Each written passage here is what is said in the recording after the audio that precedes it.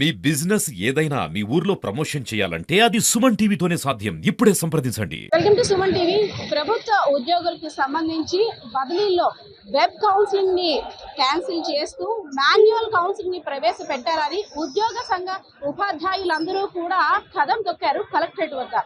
So ఉపాధ్యాయ సంఘ నాయకులందరూ కూడా కూటమి ప్రభుత్వం ఇచ్చిన హామీని నెరవేర్చుకోవాలి, మాన్యువల్ కౌన్సిలింగ్ అయితేనే మాకు అనుగుణంగా ఉంటుంది, వెబ్ కౌన్సిలింగ్ వల్ల అనేక సమస్యలు ఎదుర్కోవాల్సి వస్తుందంటూ కూడా ఇక్కడ వినూత్నంగా నిరసన తెలియజేస్తున్న పరిస్థితి. సో మాట్లాడదాం. మాన్యువల్ గా ఇస్తామన్న హామీని ప్రవేశపెట్టాలని కోరుతూ ఉద్యోగ సంఘ నాయకులందరూ కూడా వినూత్న నిరసనకి తెరలేపారు.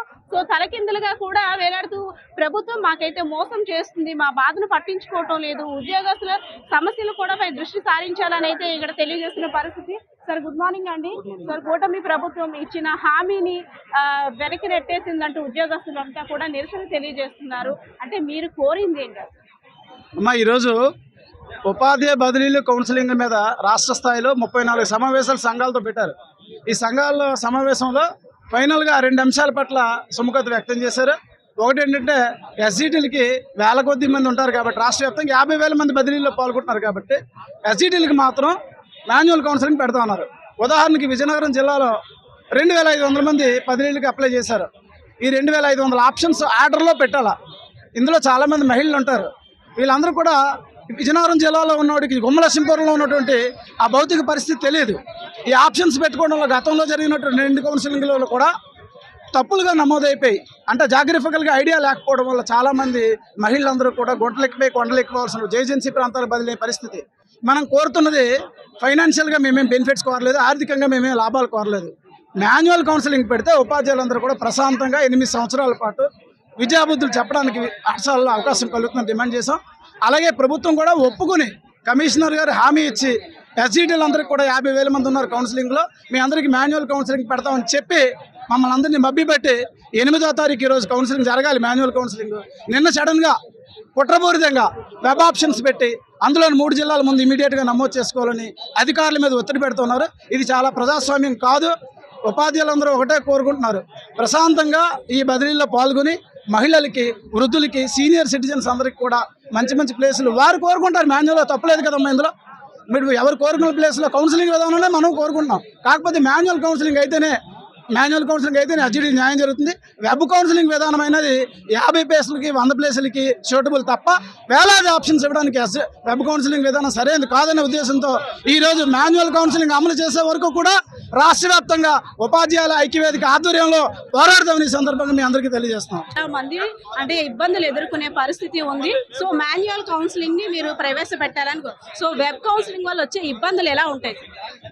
వెబ్ కౌన్సిలింగ్ ఆల్రెడీ ఇప్పుడు స్కూల్ అసిస్టెంట్లకి వెబ్ కౌన్సిలింగ్ పెట్టారు.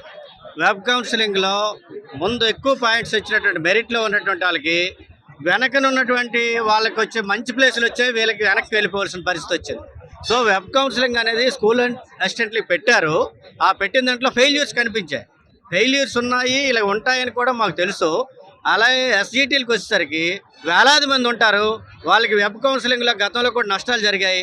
కాబట్టి సెకండరీ గ్రేడ్ టీచర్లకి వెబ్ కౌన్సిలింగ్ వద్దు అని అంటే డైరెక్టర్ గారు, విద్యాశాఖ అధికారులందరూ కూడాను మాన్యువల్గా కౌన్సిలింగ్ పెడతామని మాట ఇచ్చారు. ఉపాధ్యాయ సంఘాల సమావేశంలో మాటిచ్చి ఈరోజు ఆల్ ఆఫ్ సడను వీళ్ళకి కూడా వెబ్ కౌన్సిలింగే పెడతాము, అందరూ కూడా వెబ్ కౌన్సిలింగ్ వెళ్ళండి అని చెప్పని ఏకపక్షంగా సంఘాల నిర్ణయాన్ని, అందరూ సమక్షంలో చేసిన నిర్ణయాన్ని పక్కన పెట్టేసి వీళ్ళు ఏకపక్షంగా వెళ్ళడం అనేది చాలా అన్యాయం ఇది.